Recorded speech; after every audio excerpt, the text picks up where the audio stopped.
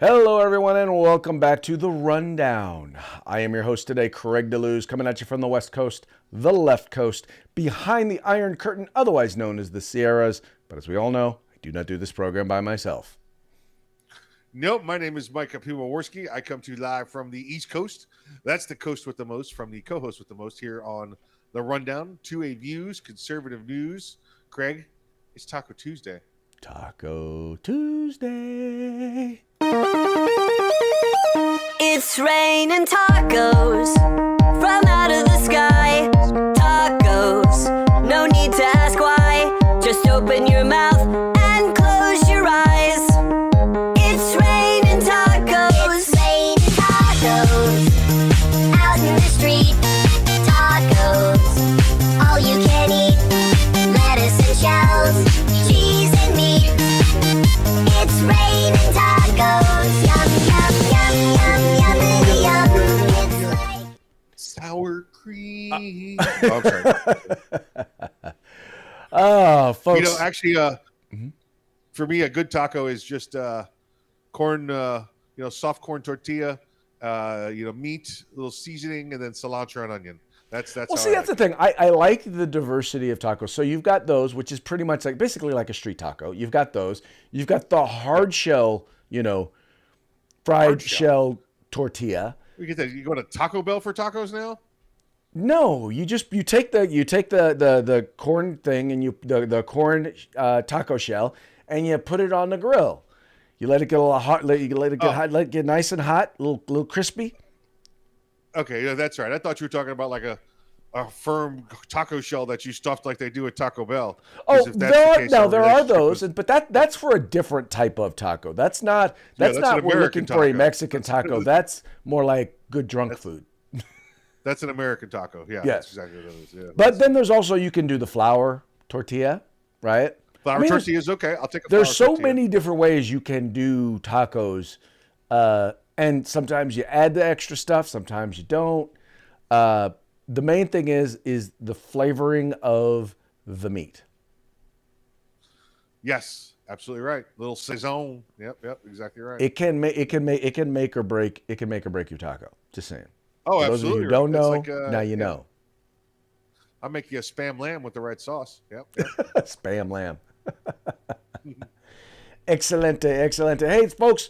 For those of you who are watching us, do us a favor. Please make sure like, share, subscribe. And if you're watching us on YouTube and Facebook, make sure you hit that notification button. That way you'll be notified every time we go live, and you can participate in the live chat as the program is taking place. And for those of you who are just listening to us, look, make sure to share. Let people know, look, you can listen to us in the car wherever you find your podcast. You can find us. So make sure, encourage your friends, because, folks, this is where the conversation is taking place day. That's every day for those of you who speak English. Right cheer. It's happening right here, folks. Right here. Right here is the spot. Yep. All right, so it's kind of hard. It's been kind of hard ever since the end of last week, because there's just so much stuff in the news. Trying to identify exactly what to talk about and fit it all in has been almost impossible. Yep. Yeah, the number of things that we've had to leave out. Okay. One of the things that I wanted to touch on today, because yesterday we didn't get a chance to touch on it, was the Supreme Court ruling relating to the football coach who was, so he was, for a long period of time, he was, after each football game, he would go to the 50-yard line and would kneel and say a silent prayer.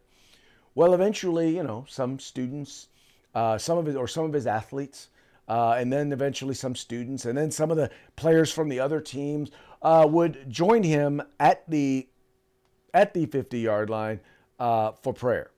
Well, he was summarily disciplined and fired from his school district for violating the separation of church and state. Well, the Supreme Court heard his case. Let's just put it this way. They basically deemed that no. He basically deemed in a 6-3 ruling that the former coach, Mr. Joseph Kennedy, they sided with him.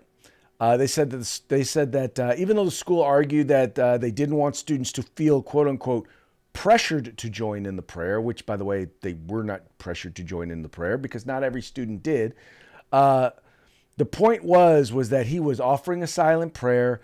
And really what this case did was it pitted two principles against each other. One was the Establishment Clause, which basically says in the Constitution, the government, that Congress shall pass no law respecting the establishment of religion. But what we've seen over the last, I want to say 40, 50 years, has been an ignoring of the phrase that comes after that, which is, or prohibiting the free exercise thereof. And what the Supreme Court said very clearly in this decision and in the opinion was, we get not establishing a religion, but you cannot get to the point where you are prohibiting the free exercise thereof. And that's exactly what they were doing in this case. Yeah, I think the justices in the past have misinterpreted one word, Craig, and that's what it comes down to, one word. It is as you said, respecting the establishment of a religion, right? That the government cannot get in the business of respecting the establishment of a religion, which is much different than recognizing the establishment of a religion, okay? Respecting the establishment means, oh, look, there's a religion. That's the one we respect. That's the one we are going to put our seal of approval behind, as opposed to recognize, which is, oh, look, that guy's praying. Everybody stop goofing off and let him do his thing. There's a big difference between respect and recognize. And this is the first time we've seen them go back to recognize, and allowing him to do such a thing rather than respecting religion. We are respecting the man while he does his own thing, but we have not respected the religion. Meantime, we recognize the religion, we recognize that he's doing his thing, and we're going to allow him to continue to do such.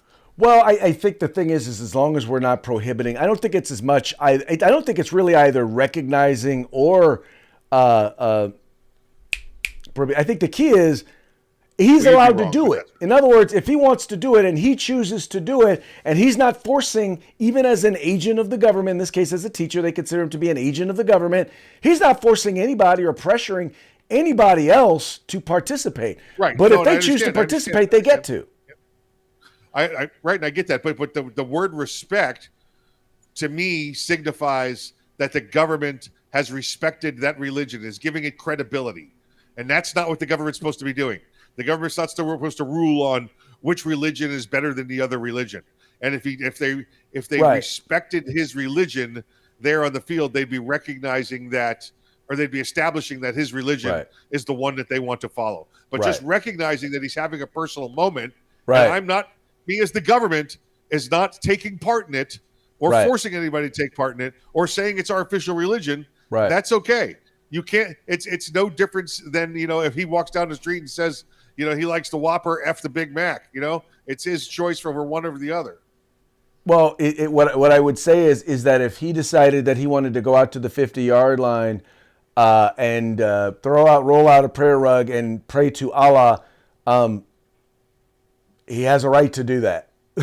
Yeah, absolutely. But let's be clear, after the game's over, after people are leaving, he's not hindering anybody from leaving. He's not asking anybody to stay. Exactly. Same as Coach Kennedy did there when he decided to go out and pray. It's amazing how this is because it's in the school that, we all have to get so crazy and upset about this. And where this started. This case is like 8 years old, by the way. It's just now working its way through the Supreme Court. But, that was about the same time, if you recall, Tebow was taking a knee, and there really wasn't an issue with that. Right. Well, because that's a different form of speech. I mean, keep in mind, now there was also another case that was decided last week that dealt with something similar in that in Maine they had a program that provided funding for or basically a voucher program for private schools, but they were discriminating against religious schools.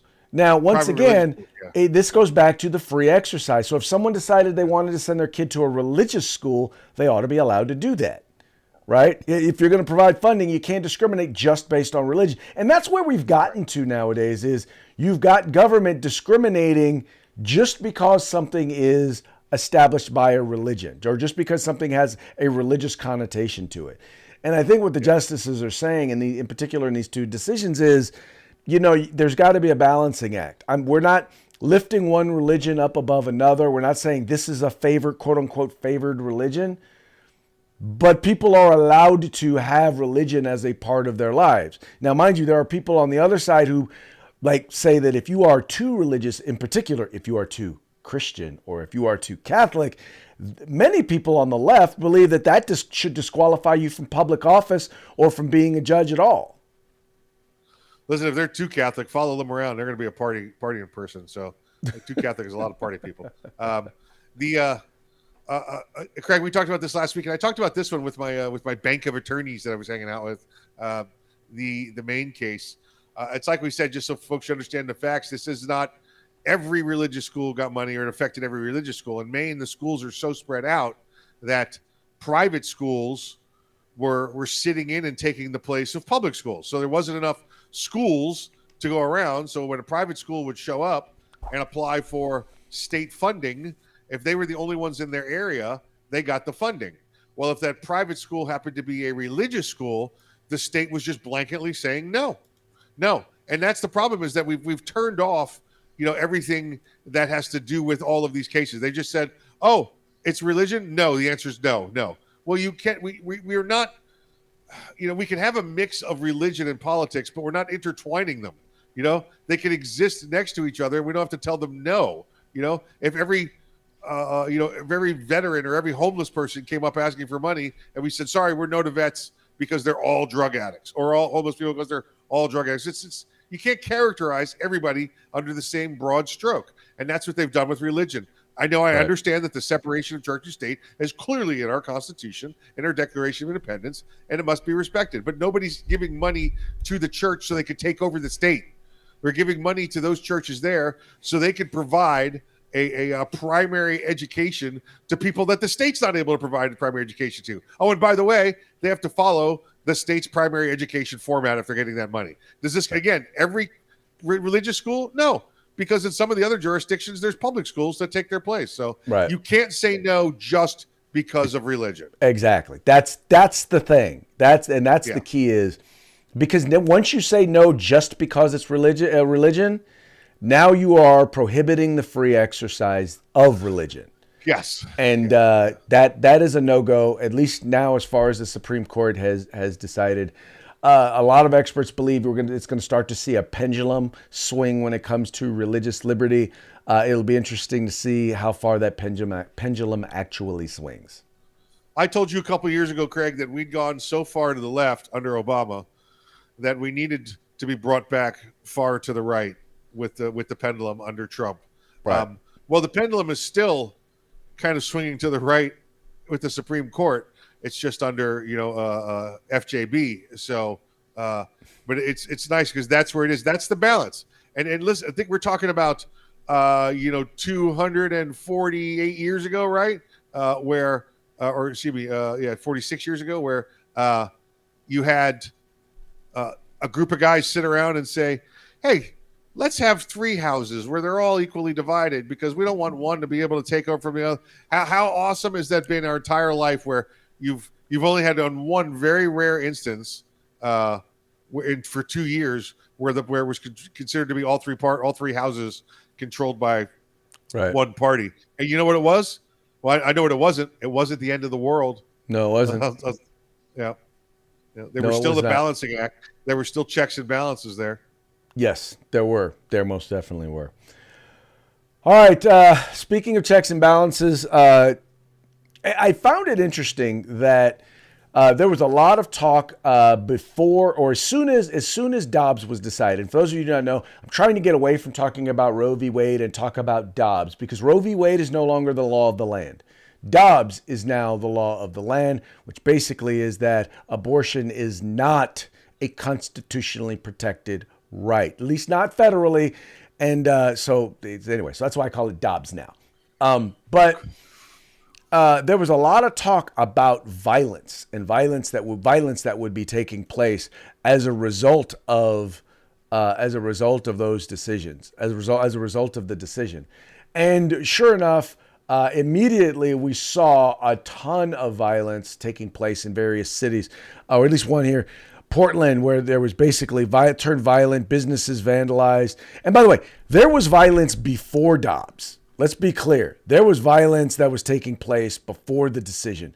And it was solely against religious entities that were pro-life, against pro-life clinics and whatnot. But what's been interesting is this narrative that the left has had, which is that, oh yeah, there's been violence, but the violence has all been against, it's all been against pro-choice activists. And they're trying to push this narrative that the only people who are being attacked are people on the left. But now, Mike, what's funny about watching some of this stuff and reading some of these things is that they're completely ignoring the violence that was perpetrated.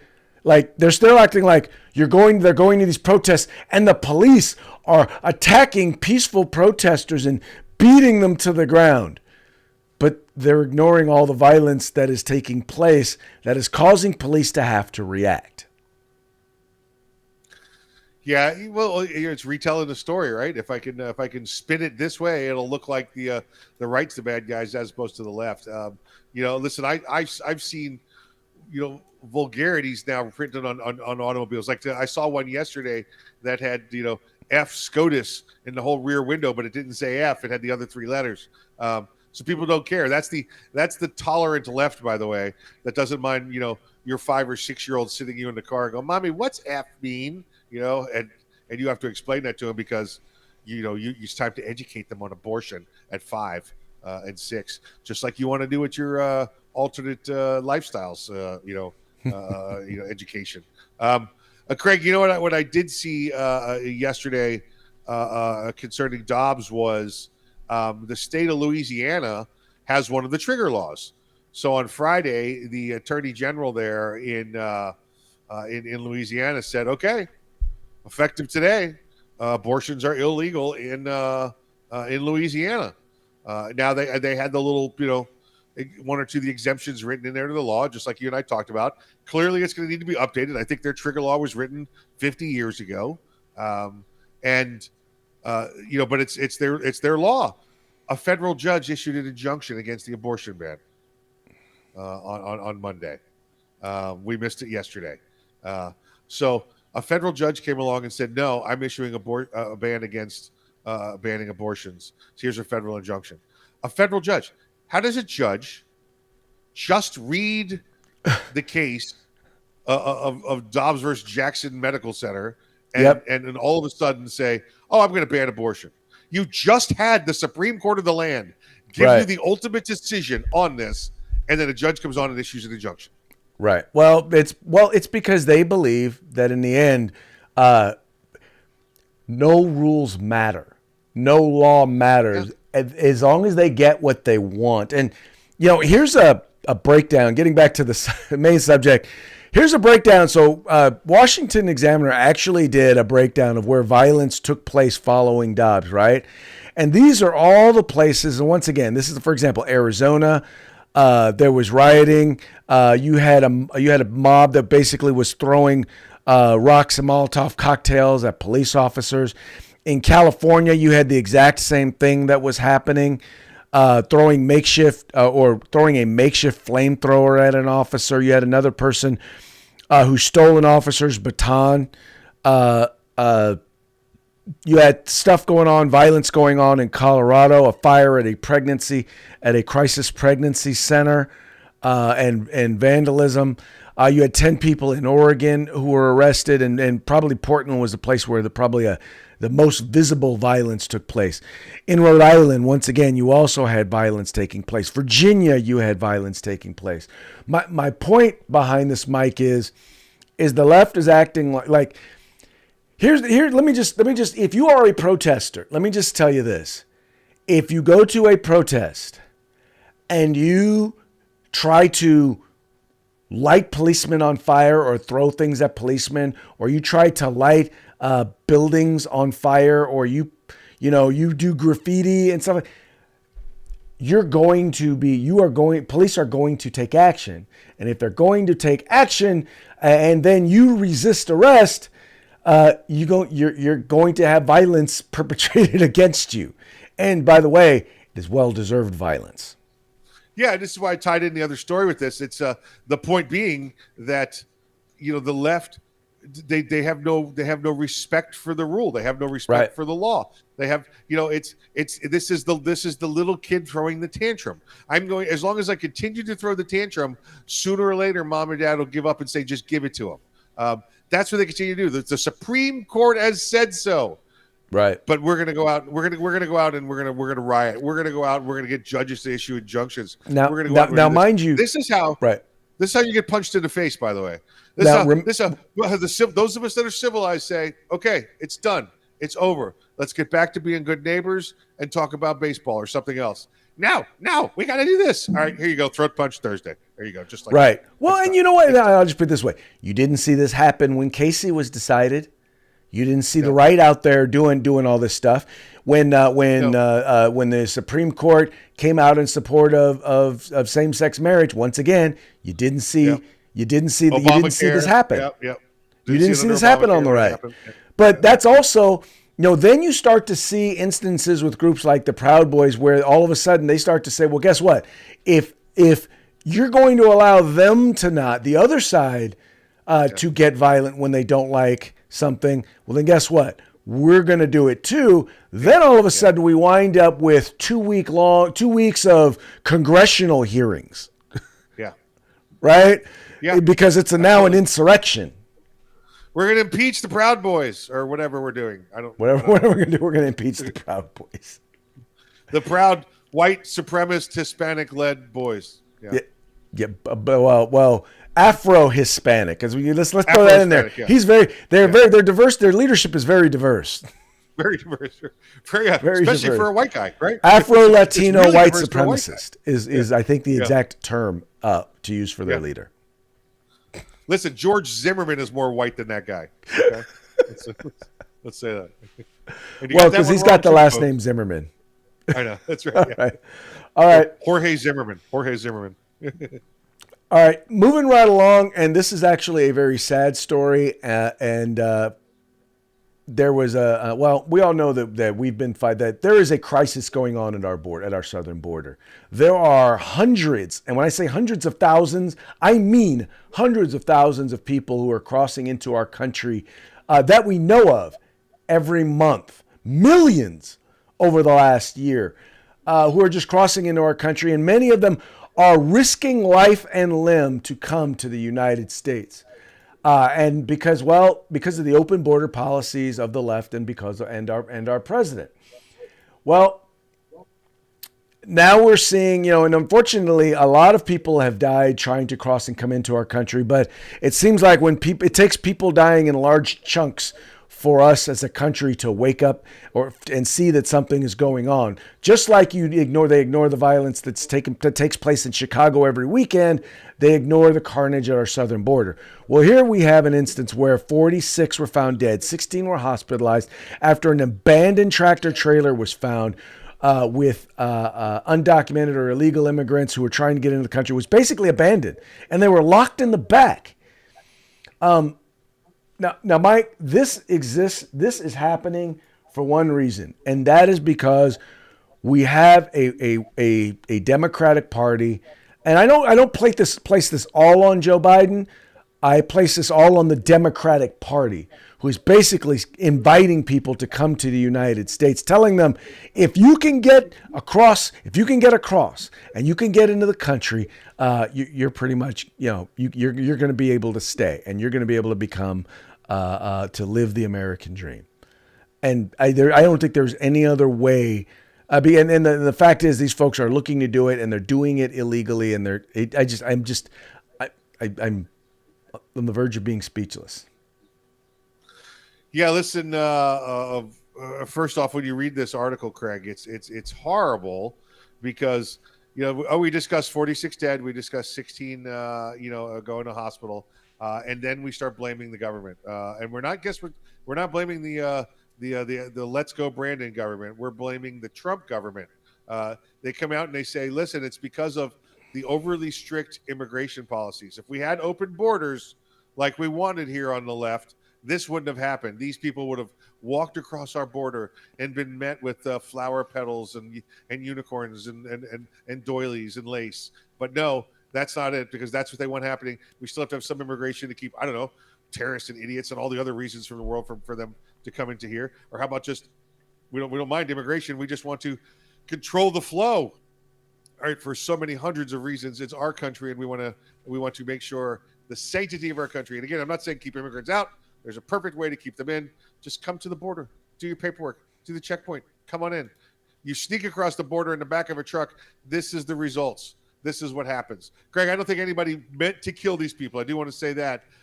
This was probably one of those logistical trucking errors. Somebody got a flat somewhere else. One guy brings the truck to a certain point. Somebody else picks it up and takes it the rest of the way. And guess what? The guy never made the pickup. It's probably something as simple as that. And I hope a lot of people go to jail for this, including a politician or two. That wouldn't be bad. No, I completely agree with you. The thing is that when you take a chance, and it may have even just been someone who abandoned it because they thought they were about to get caught, and rather than go to jail, they'd rather just leave. Yeah. And they probably weren't about to get caught. They may have even thought, well, I'm about to get caught. I'm going to get out of here because law enforcement's right on my heels, and they'll let them out. But once again, that wasn't the case. The thing is that we, once again, and I think we disproportionate. I mean, Joe Biden is now saying, don't come, don't come. The problem is that it's his policies, and in particular, the policies of Democratic Party and in blue states like California or blue cities that are saying, if you come here, we got you. You got free education. We'll give you free welfare. We'll give you a place to stay. We'll protect you from being deported. It's those policies. Even though you say, give you a driver's don't license, come, give you the right to vote. Right. Your mouth says don't come, don't come to America, but your policies say, but if you come, we got you. Yep. It just makes no sense. Come on. And it's like you just can't do that. Anyway, Mike, it's beyond frustrating, and it's sad because now, as a result of it, people are dead, and by the way, they're going to continue to die because these folks are not going to change their policies. No, absolutely not. Listen, you know what they know? They know that Biden in charge. He said bring. And nobody's going to hear the editorial, or excuse me, everybody's going to hear the correction to the original article, right, Greg? Right. He said his statement. That's it. We're not looking at page 48 of the newspaper to see where he said, but don't come right now. It's too crowded.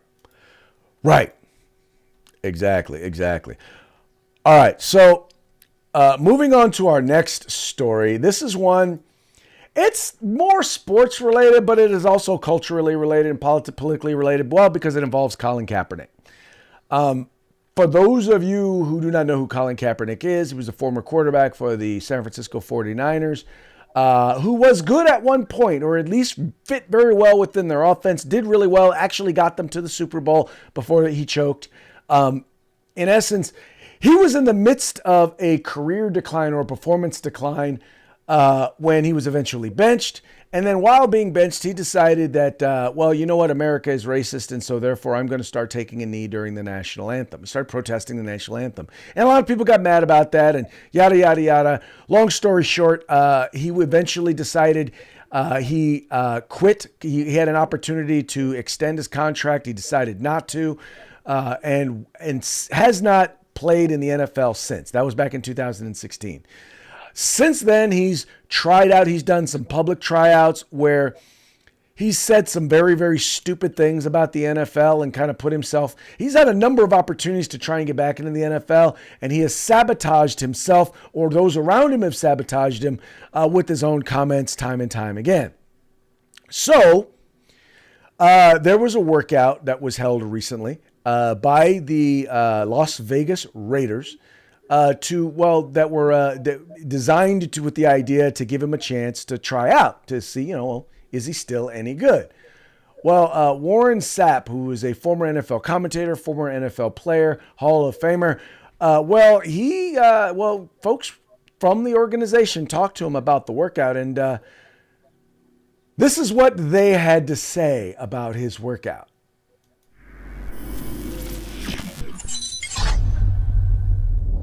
I mean, do you see Kaepernick coming back? I mean, he tried out with the Raiders recently, but I heard the tryout wasn't all that great. I heard it was a disaster. I heard it was one of the worst workouts ever. I'm wondering how the hell this happened and the tape didn't get out, right? I mean, somebody wasn't over the fence or nothing? Come on, man. We live in a world right now where you put a drone up. Hey, it ain't like they can stop you. They ain't gonna stop the workout talking about there's a drone up here. We don't know who this is. I mean, what? Come on, let's run this. They don't even send them up the ladder anymore. You remember when you go out to practice? Send the guy up the thing, he's shooting practice off. Unbelievable. Yeah, I mean, we just interviewed. So, turns out that the workout was garbage. Now, mind you, his agent did come out and had a few choice words. He said, well, he came out and said, well, I don't know. If it was such a disaster, why is it that the Raiders said, oh, my God, it was phenomenal. He was so impressive and yada, yada, yada, and how good he was. But, Mike, there was only one thing that I looked after all that, and it was this. You notice he's had like 2 individual tryouts. He's had at least 1 group tryout, and nobody has signed him. Yep. And listen, I feel for the Raiders too. They're like, all right, let's bring this guy over. Let's see. Maybe he's got some skills. Maybe everybody else is just overreacting to this guy. And then he shows up and he, like you said, he starts bad mouthing the NFL and white people and everything else. And he's like, the owner's like, you know what? F this guy. Get rid of him. I don't care if he's throwing, bullets, 100 yards down and he can scramble. I just not worth the headache. That's it's just when it comes down to that. I don't. Is the juice worth the squeeze? And it's definitely not with this guy. Well, and that's the thing is, like they point out here, they say, well, I guess Warren didn't talk to the general manager or the head coach. No, all I needed to know was they signed Nick Mullins as a backup, not Colin Kaepernick. They signed another quarterback. That's Warren how I Sapp know that his tryout wasn't that good. Warren Sapp had a better chance of getting re-signed than Colin Kaepernick did. So. I mean, but Mike, what were they going to say? Were they going to say, oh, no, Colin sucked. He was horrible. Yeah. You can't, because then you become part of the lawsuit, right? Right. Then you're racist. Right. You're racist then, right? They then would be deemed racist. But I thought Warren Sapp made an excellent point. You're telling me there was no film? They didn't. Nobody recorded the workout? Yep. There's no evidence of it. Now, mind you, this wasn't scripted the way the workout that Colin put together himself, all 100% scripted, right? This was him him throwing to their passing tree, him implementing their offense. All I'm guessing is it was bad, and they didn't want to make him look bad, and they didn't want to look bad by making him look bad, which is why there's no video evidence of the tryout. Listen, you heard Warren, right? He said that they got to have a ladder, right? I think that's exactly how he said it. Right. Well, he's like, he's like, you don't even have to have the ladder. He's saying normally these guys would be up on a ladder filming down. No, all you need is a drone. Yeah.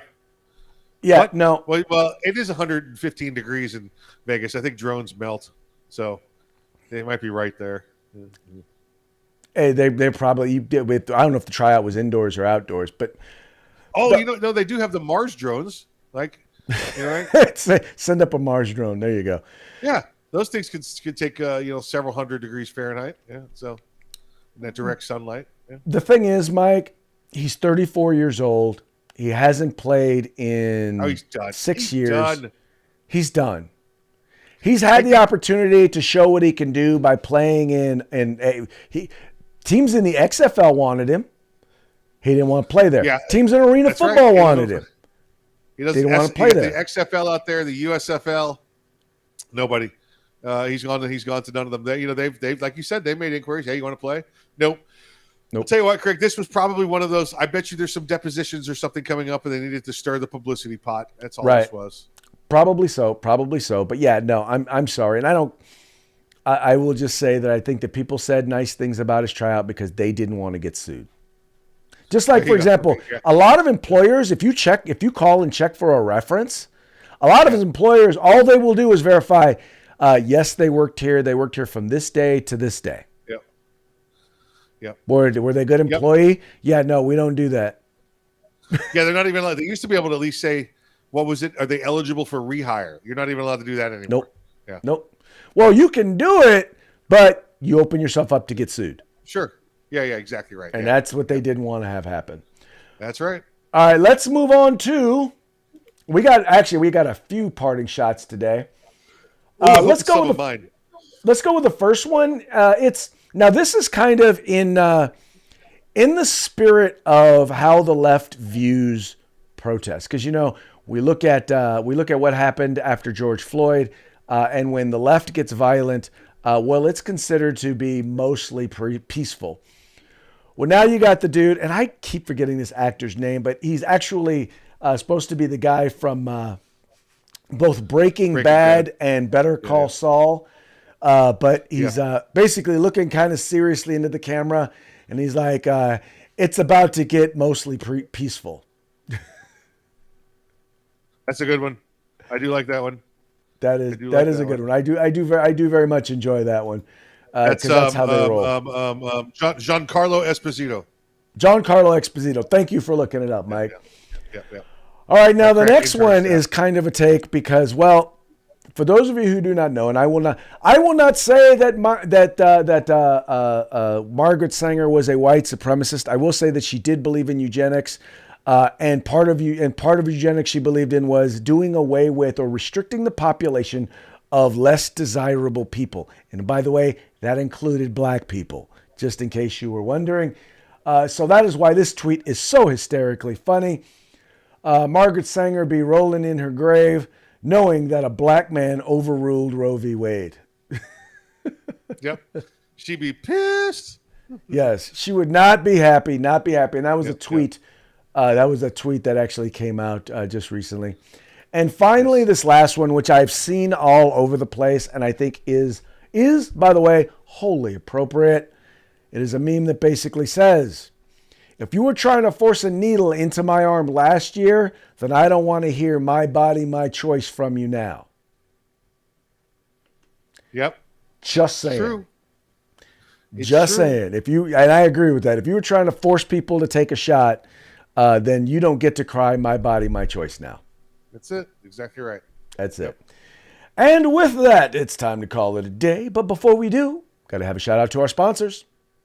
Let's say hey to our good friends over at USCombatGear.com, the California Republican Assembly Grid Defense, and I met with the guys over at Gorilla Machining. They got some more freebie products for us to give away coming soon.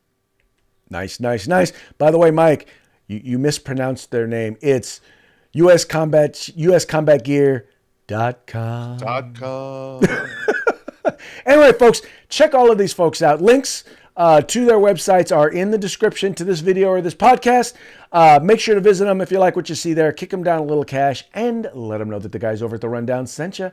With that, we're going to call it a day. My name is Craig. His name is Mike. Please remember, like, share, subscribe, and encourage your friends to do the same. There you go. Keep in touch with yourself. We outie.